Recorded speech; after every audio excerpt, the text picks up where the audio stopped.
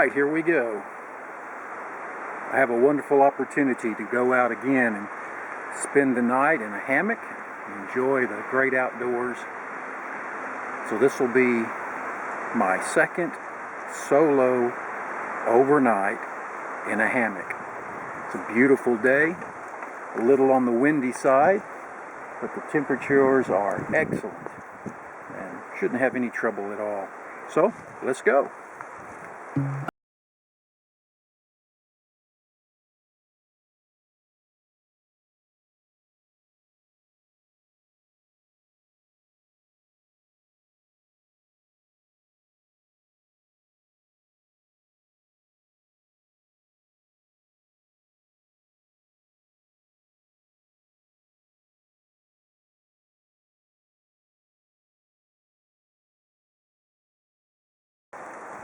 Well, the water's way down there, and I've come up a hill, or the side here of a slope, valley, or whatever this is. I think I found a spot that I can hang. It's a long way up to the top. But with a hammock, I don't have to be on level ground. I have one problem with this spot. There is a limb up there that could cause me some trouble if it comes down during the night. So I'm going to try and take that down, see if I can do that.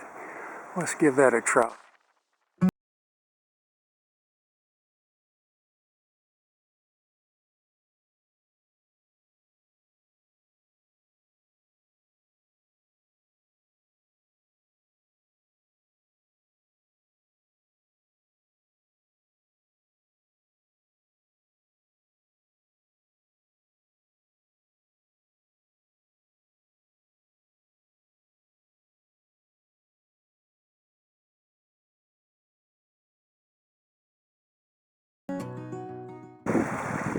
Well, I've crossed over the stream, and now I've come to the opposite side of where the trail is,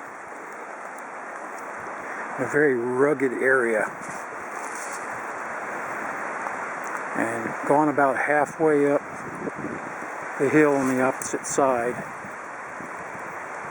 or the valley, whatever you call it, and I'm up there.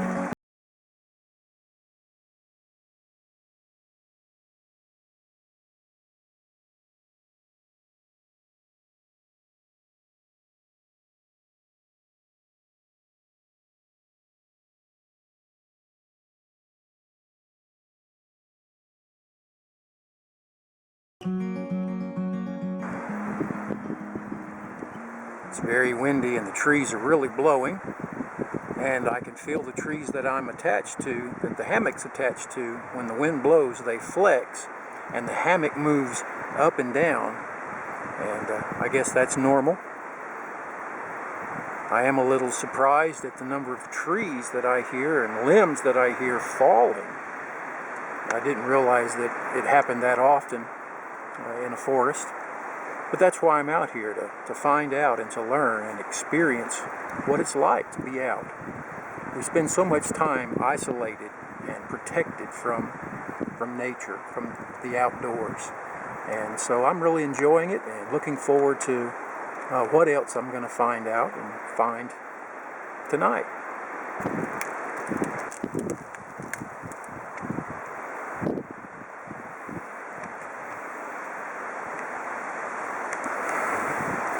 Well, it's so windy, I'm going to have to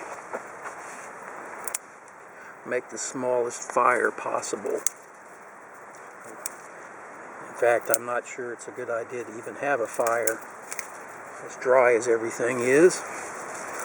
But I would really want to. I enjoy having a small fire. I'll use the ember-lit stove to keep it contained and keep it just as small as possible.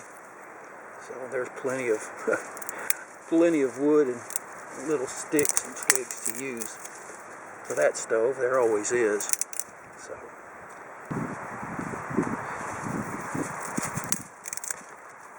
well, you may be wondering why my pants are tucked into my socks, but that's a tick preventative There are ticks out in these woods, and one of the ways you can protect yourself is to keep your pants tucked inside of your socks. Alright, I've processed and collected a pretty good sized pile of twigs. I didn't have to go over 10 feet past where I'm hanging to find them, and so it's really easy. That'll be plenty because I can't build a big fire at all, even by the ember lit stove's standards. It's going to have to be very small, but a little fire is better than nothing. So alright, it's time it's time to do a supper. I'm going to use the white box stove, if I can get it to work with all this wind.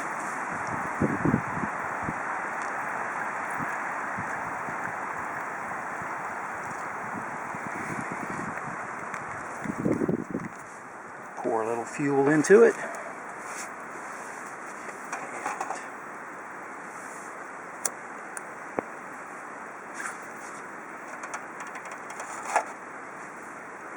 Make sure it's working, and it is. You can't see the flame when it's this light outside. Using a GSI Soloist cook pot and a Mountain House meal. It calls for 2 cups of water, so let me get that in the pot while that stove is blooming. You know how that works. Water's in there. The stove is getting ready. What we hope to have tonight, assuming everything works right, is one I hadn't tried before. It's the Mexican style rice and chicken from Mountain House. Alright, I believe we have a boil. These little alcohol stoves are great. They really get the job done. And I like this white box stove. I know there's a lot of good ones I hear people talking about all the time. See them on YouTube. But this is the one I have, and I'm happy with it. Alright, let me stir this up.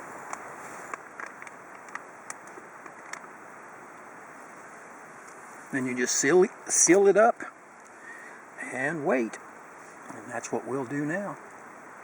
Alright, it's all ready. And I thought you might want to see what it looks like.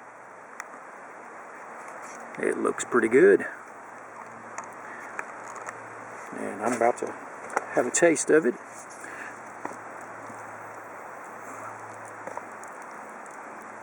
Beans and chicken, black olives. Let's give this a try. That Mexican chicken dinner is great.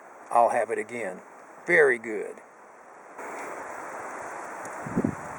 Alright, as you can see, we have the mini fire going on. That's not much, but I guess it's a little more than a candle.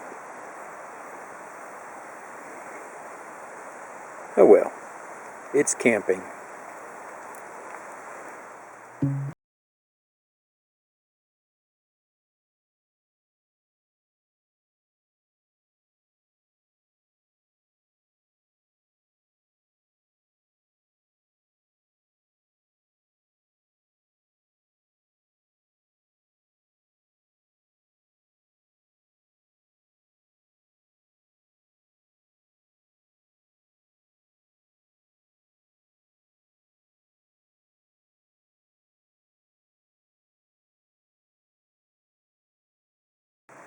Well, just to report, the small controlled fire has worked perfectly. We've been able to have a fire for a couple of hours now. Just enough for something to look at, but easy to control. It's about to get dark, and I'll be going to bed before too long. Funny how that happens when you're out like this.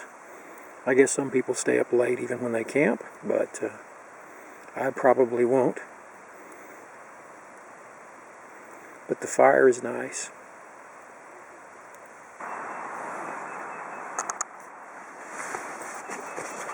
Good morning.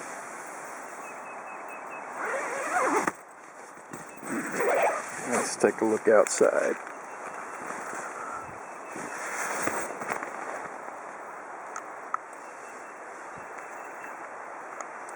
Looks like a beautiful morning. All right, I am making coffee without getting out of the hammock. I've seen it done on YouTube and I didn't know if I could do it, so hey, it is possible. You just have to have everything in place when you wake up in the morning. Waiting for the stove to bloom so I can put my pot of water on. I've got my cup and my instant coffee on standby. So, looking forward to that. All right, we have a boil. Ah yes, nice rolling boil.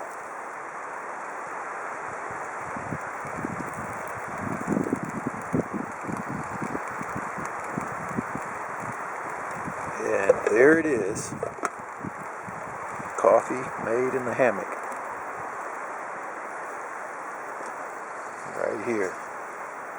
Looks good. It's nice and hot. Starbucks Via. The only instant coffee I've ever liked. All right, I made it back across the creek and back to this side to the trail. I had to come through there to get back to the trail.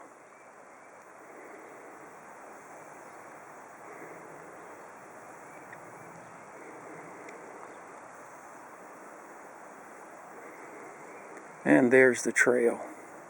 So, homeward bound. It got down to 60 degrees last night, and that was plenty cool in a hammock. If you try this hammock camping, make sure you bring enough gear to stay warm, even if you don't think it's going to be that cold.